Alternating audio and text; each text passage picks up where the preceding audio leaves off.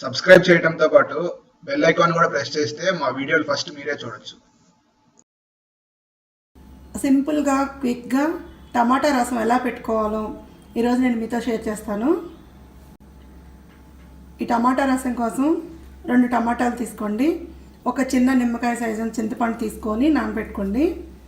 కొంచెం ఆయిల్, ఇంగువ, ఉప్పు, తాలింపు కోసం జీలకర్ర, ఆవాలు, కరివేపాకు, 2 పచ్చిమిర్చి, 1 ఎండుమిర్చి,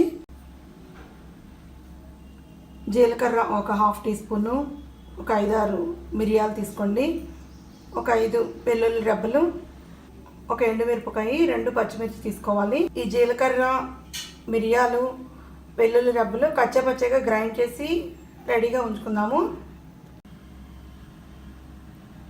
ముందుగా చింతపండు నానబెట్టుకున్నాం కదండి, అది వేసుకుని దీంట్లో ఒక 2 టమాటాలు ముక్కలుగా కట్ చేసి వేసుకోవాలి.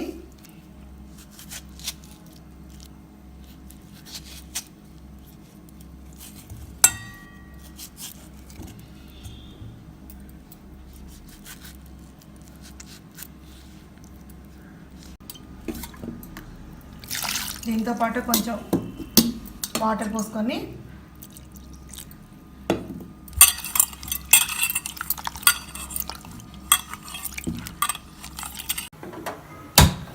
ఇప్పుడు ఈ టమాటా ముక్కలు నీళ్ళు పోసాం కదండి, స్టవ్ మీద టమాటా ముక్క మెత్తబడేంత వరకు కొంచెం సేపు కుక్ చేసుకొని స్టవ్ ఆపేసి ఆ రసం వడకట్టుకుందాం. ఈ టమాటా ఉడికింది, ఇట్లా సాఫ్ట్గా అయినాక రసం పిండి వడకట్టుకుందాం రసాన్ని.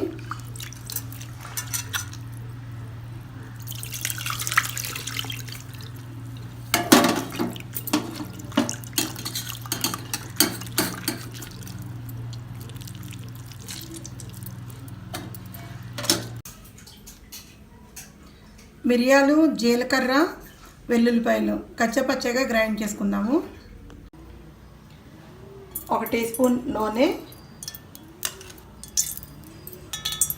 1 టీ స్పూన్ నెయ్యి వేసుకుంటున్నాము.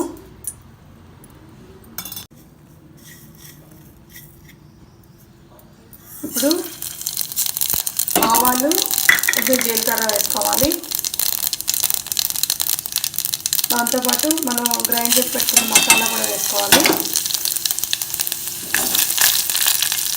2 పచ్చిమిర్చి, 1 ఎండుమిరపకాయ వేసుకొని కొంచెం కరివేపాకు యాడ్ చేసుకోండి. కొంచెం పసుపు, ఒక చిటికెడు ఇంగువ కూడా వేసుకోండి.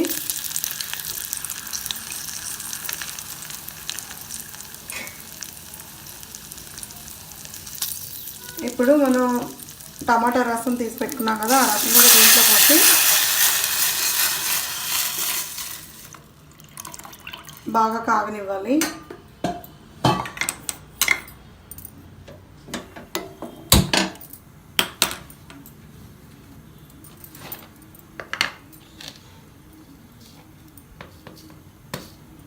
దీనికి తగినంత ఉప్పు కూడా వేసుకోండి ఈ స్టేజ్లో.